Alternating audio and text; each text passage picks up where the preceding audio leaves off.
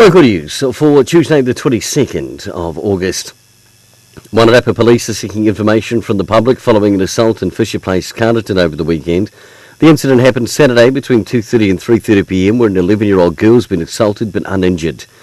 The offender is described as a male Māori aged between 20 and 30, wearing a black hooded top with writing or logo on the right-hand side, black pants, black Adidas shoes and a red and white bandana.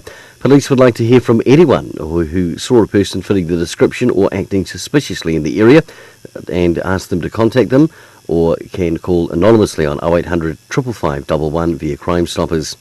The real estate market's picked up from June to see a busier July with 52 properties sold in the Masterton area last month, 22 in Carterton and 23 in South Wairarapa. For those sold over the RV, 44 in Masterton with 4 unknown, 15 in Carterton were over with 6 unknown, and in South Wairarapa all bar 1 were sold over the RV. And Greytown have taken out the First Division local football competition by 1 point. Crichton ITM Greytown also lead Division 2 by 1 point over Macaulay's Masterton with 4 weeks of local league football to go.